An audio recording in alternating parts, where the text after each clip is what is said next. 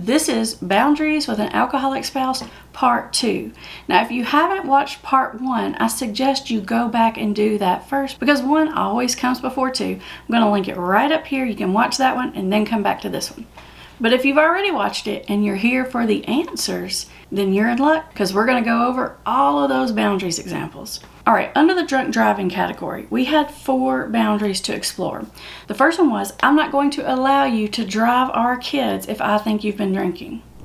This is actually a pretty appropriate boundary. I'm going to give you a big clue here. A good boundary usually starts with I, and this one starts with I. So it's not telling the other person what they will and won't do, it's saying what you will and won't do. Now, a special note about this boundary. I do think that this is an appropriate, reasonable, healthy boundary, and it's communicated in an appropriate way. But I do want you to ask yourself, how are you going to hold that boundary? Because that's the other key. It's not just what boundary am I setting, but how am I going to enforce that boundary? So make sure you've thought about that before you set this type of boundary. The second drunk driving boundary was, you're not going to leave this house and drive our car when you've been drinking. This is actually not an appropriate boundary. Now, it may be good judgment and wise thinking, but as far as boundaries go, this is not an appropriate boundary because in this example, you are telling someone else what they can and cannot do, which means you're on their side of the street. Remember, boundaries are for you. You can build a fence around your backyard. You cannot build a fence around someone else's backyard. Number 3, I will no longer be providing insurance for your car under my name if I think that you're likely to drive intoxicated. That is actually an okay boundary because that has to do with you and what you will and won't do. So that one is a perfectly fine, healthy boundary. Number 4, please do not drive home drunk. It makes me very nervous. I'm constantly worried you're going to hurt yourself or someone else. Please call me instead. This is not a boundary. This is actually an ask or request of someone else. Remember, boundary is about what you will or won't do. This is just simply an ask. And there are actually a few inherent problems with this ask. Number 1, the person may not be very likely to call you because they don't want to admit that they've been drinking. Another reason why they may not want to call you is because they just don't realize how drunk they are. And number 3, really want you to think this through because if a person drinks all the time and they do start calling you like a lot late when it's inconvenient, you're likely to build a resentment about this. Now, I'm not saying that it's never okay for you to go pick someone up. I'm totally okay with that. I just want you to think it through. All right, let's move on to our money boundaries because those are always interesting. The first one was, you're not going to waste any more of my money buying your alcohol. And that one is not an appropriate boundary because, again, you're telling someone else what they are and aren't going to do. And I know you might be thinking, well, you're just talking about your money. And there may be a better way to verbalize this. It's not that you can't decide that you are no longer going to pay for someone's alcohol, but what you can't do is tell them what they are and are not going to do. So that one's a little tricky, and sometimes it really is in the wording. A better way to say that might be to say something like, I will no longer be picking up alcohol when I go out and buy our groceries. Number 2 example was, I will continue to pay your car payment as long as you're going to 3 AA meetings a week. Now, that one sounds kind of good on the surface because it's what you will and won't do, and it kind of gives them some responsibility of going to 3 meetings a week. But to be honest, I don't really think that's a great boundary because it has some inherent issues with it.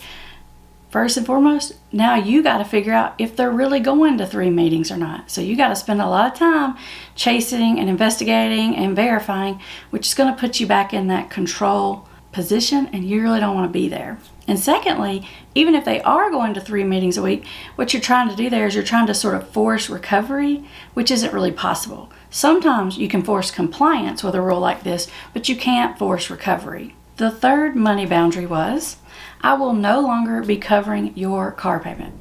That is actually a perfectly healthy, appropriate boundary. But be careful. Do not follow it up with anything like, because you're a drunken loser, because I pay for everything else around this house, because I'm sick of supporting you. When you throw in those digs on the back end, you kind of take the healthy out of the healthy boundary.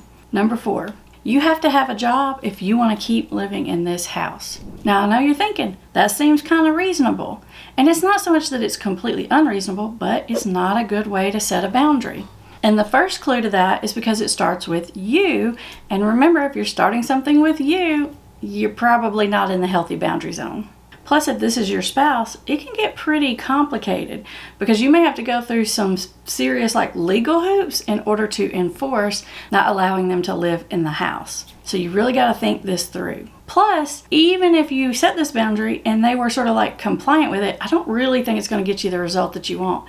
Because what you really want is you're trying to make them be responsible for themselves and contribute to the finances or something like that. And just having a job doesn't necessarily mean that that will or won't happen. All right, let's move on to household responsibilities. Number 1.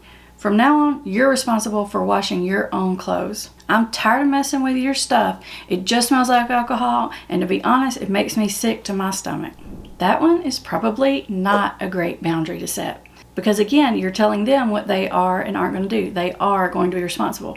And you can't really enforce that, number 1, so that makes it kind of not great boundary. And number 2, you're throwing in a lot of digs in there, which is really just going to trigger up a big fight, an argument, or defensiveness, or acting out on some kind of level. It's not that it's not okay to set a boundary about washing someone else's laundry. It is. Let's take a look at another way to set that boundary. Option number 2 was, smelling alcohol on your clothes is a real trigger for me. And when I get triggered, I take it out on everyone else. So from now on, I will not be doing your laundry. That is a boundary. That is appropriate. Now, they may let their laundry sit there forever. They may run out of laundry, but you can't force them to be responsible. All you can do is decide what you will and won't be responsible for. So number 2 is an example of a healthy boundary. Number 3 example under the household responsibilities was, I will no longer clean up your dishes from your late night drinking and cooking episodes. That is actually an appropriate boundary. It's about you and not about them.